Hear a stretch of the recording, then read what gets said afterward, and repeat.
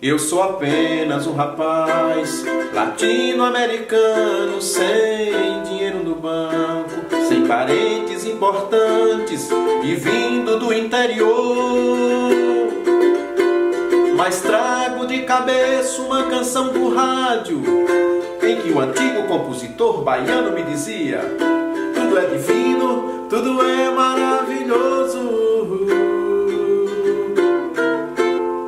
Quem não ouviu essa canção, quem viveu intensamente os anos 70 e 80, que não ouviu Apenas um Rapaz Latino-Americano, do cearense Belchior. Hoje eu quero apresentar para vocês aqui, de autores e livros, essa biografia Belchior, Apenas um Rapaz Latino-Americano, de autoria do jornalista de Sumé, na Paraíba, J.B. Medeiros. É muito interessante essa biografia para a gente entender um pouco Belchior, entender o seu cancioneiro e entender também sua postura diante da vida, principalmente nos últimos 10 anos em que ele esteve em nosso meio. J.B. começa logo nos lembrando que Belchior, em 1964, portanto com 18 anos, ingressou no convento dos frades capuchinhos em Guaramiranga, no interior do Ceará, um convento muito rígido, onde as mudanças do Concílio Vaticano II ainda não haviam sido implementadas. Ele chega ali, ganha um outro nome, como era comum às ordens monásticas e mendicantes, e vai ficar alguns anos, faz noviciado e continua estudando, mas depois Belchior percebe que aquela não é sua vocação e vai para Fortaleza.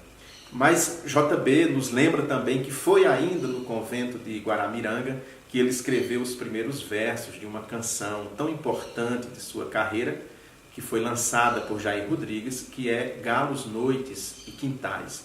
Belchior, em Fortaleza, na universidade, trava conhecimento, amizade com pessoas muito importantes de grande relevância cultural naquele momento. Jovens de sua idade, da sua geração, como Edinardo, Roger Rogério, Fagner, Fausto Nilo. É com Fagner, por exemplo, que ele vai estabelecer uma parceria importante naquele momento. Ele mostra a Fagner, ainda também muito jovem, os versos de Mucuripe. Fagner leva aqueles versos para casa e no outro dia já lhe apresenta a canção que ficou depois conhecida na voz de Roberto e de outros intérpretes da MPB. Belchior, então, deixa o Ceará depois disso e vem para o sul, para o sudeste, para construir uma carreira artística. E aí, talvez a grande virada na vida de Belchior vai ser a presença de Elis Regina em sua vida, que vai ela mesma lançá-lo, de certa forma, aqui no Sudeste, interpretando algumas canções que se tornaram clássico na voz dela, como Nossos Pais, por exemplo, que a gente já lembra de Elis interpretando. Belchior, em 1974, portanto 10 anos depois de deixar o convento dos capuchinhos, ele lança o seu primeiro disco, Mote e Glosa, um disco com muitas influências. É um disco muito importante naquele momento, porque nós vemos nele, na sua poesia, uma influência muito grande da poesia concreta, onde Belchior bebeu muito na sua juventude, e vemos também, já naquele primeiro disco, uma influência do existencialismo. Belchior vai ser muito influenciado pela filosofia existencialista. Nós vamos ver também em sua obra uma influência do que eu chamaria de rudimentos de uma teologia popular. Diferentemente de Elomar, que tem uma teologia mais elaborada em seu cancioneiro, o Belchior, nós vamos ver essa presença também, que é comum nos cantores nordestinos, mas da religiosidade na sua vertente popular, das tradições populares do Nordeste. Belchior, então, além de cantor e grande compositor, era um pintor, um desenhista, tradutor. Tudo isso nós vemos aqui neste livro de J.B. Medeiros, Apenas um Rapaz Latino-Americano. E talvez esse livro e esse seu contato com os frades, a sua ligação com essa teologia popular, mendicante e também com o existencialismo, sejam pontos importantes para a gente compreender o seu desaparecimento em 2007. Belchior simplesmente desaparece, ninguém tem notícia dele. ele deixa de ligar para a sua família, para os seus filhos, ele se separa de sua primeira esposa, depois de mais de 2 décadas juntos, vai se unir a uma outra mulher, e aí ele entra naquele período que eu não chamaria de ostracismo propriamente, porque foi uma opção que Belchior fez de largar tudo e sair, ficou algum tempo no Uruguai, no interior do Rio Grande do Sul, sempre meio que anônimo, aliás, absolutamente anônimo onde estava. É um livro ótimo, eu li de um único fôlego, como se diz. Nós vemos aqui também a influência de Bob Dylan na obra de Belchior, de Dante.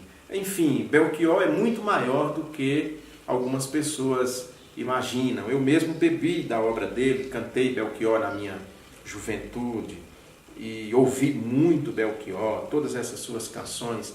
Ainda me lembro, aqui no Sudeste, em janeiro de 1987, portanto faz mais de 30 anos, em Juiz de Fora, na Avenida Brasil, mais especificamente num lugar que eu fiquei, onde eram acolhidos os peregrinos, os viajantes, eu com um radinho de pilha ligado e ouvi de madrugada numa rádio de Juiz de Fora, Fotografia 3x4, uma música que para mim representa muito e foi muito importante naquele momento, porque conta a história de todos nós que descemos do norte pela lei da gravidade, como diz a canção, aqui para o Sudeste em busca de novos ares, de nova vida, essa trajetória que é de Belchior, que foi de tantas dezenas de milhares de nordestinos e que foi a minha também, que acabei permanecendo aqui até hoje. Essa música, durante muito tempo, eu cantei e ficava pensando, puxa vida, por que foi que eu não tive essa ideia de compor essa canção que conta tanto de mim e de tantos outros nordestinos?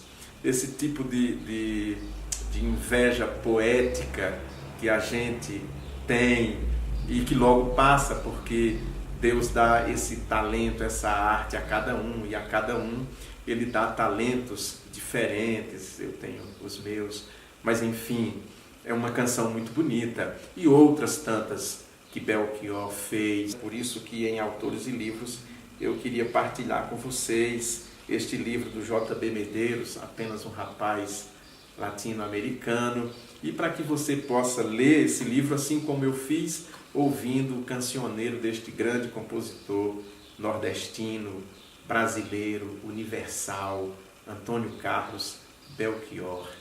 Compartilhe esse vídeo, dê uma marcadinha nele aí e distribua, como a gente pode dizer, entre seus amigos do Facebook, do YouTube, de todas as plataformas às quais você esteja associado. Divulgue, vamos divulgar sempre a boa música, a boa cultura brasileira. Até semana que vem com mais um Autores e Livros.